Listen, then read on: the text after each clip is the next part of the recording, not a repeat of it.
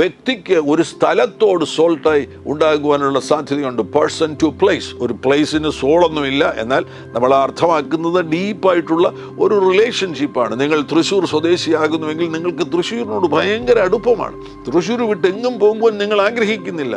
അപ്പോൾ നിങ്ങൾക്ക് അതൊരു നല്ല നിലയിലുള്ള കാര്യമായി തീരാൻ സാധ്യതയുണ്ട്. എന്നാൽ ഒരു പെണ്ണിനെ കെട്ടിച്ചു കൊടുക്കുകയാണെന്ന് കരുതുക, അവളെ കൊല്ലത്തേക്ക് കെട്ടിച്ചു വിടുന്നു. എന്നാൽ കൊല്ലത്ത് എന്ന് ഭർത്താവിൻ്റെ വീട്ടിൽ താമസിക്കുമ്പോഴും അവളുടെ ഉള്ളിൽ തൃശ്ശൂർ പോകണം എന്നുള്ള ചിന്ത കിടക്കുകയാണെങ്കിൽ അവിടെ അത് അൺഗോഡ്ലി ആയിത്തീരുകയാണ്. Person to place. വ്യക്തിക്ക് ഒരു സ്ഥലത്തിനോട് സോൾട്ടായി ഉണ്ടാകുവാനുള്ള സാധ്യതയുണ്ട്.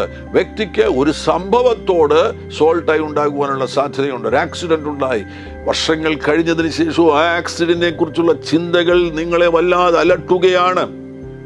ഇവിടെ സോൾ ടു സോൾ ടൈ ഉണ്ടാകുമ്പോൾ ഒരു കാര്യം ശ്രദ്ധിക്കണം. ഞാൻ സോളിനെ കുറിച്ച് പറഞ്ഞല്ലോ, പ്രാണനെ കുറിച്ച് പറഞ്ഞല്ലോ.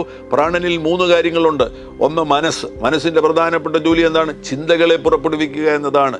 2 വികാരങ്ങളുണ്ട്. വികാരങ്ങളുടെ പ്രധാനപ്പെട്ട ദൗത്യം എന്താകുന്നു? പ്രവൃത്തി, ആക്ഷനിലേക്ക് കാര്യങ്ങൾ കൊണ്ടുവരിക. ആ 3 നമുക്ക് ഇച്ഛാശക്തിയുണ്ട്. ഇച്ഛാശക്തിയുടെ പ്രധാനപ്പെട്ട ദൗത്യം എന്താണ്? തീരുമാനങ്ങൾ എടുക്കുക. അപ്പോൾ ഒരാളുമായിട്ട് നമുക്കൊരു പറ്റുമാനമുണ്ടായിക്കഴിഞ്ഞാൽ, ഒരു സോൾട്ടായി ഉണ്ടാകുകയാണെങ്കിൽ, നിങ്ങളുടെ ചിന്തകൾ, ആ വ്യക്തിയുടെ സോൾ നിങ്ങളുടെ ചിന്തകളെ നിയന്ത്രിക്കുവാനുള്ള സാധ്യതയുണ്ട്.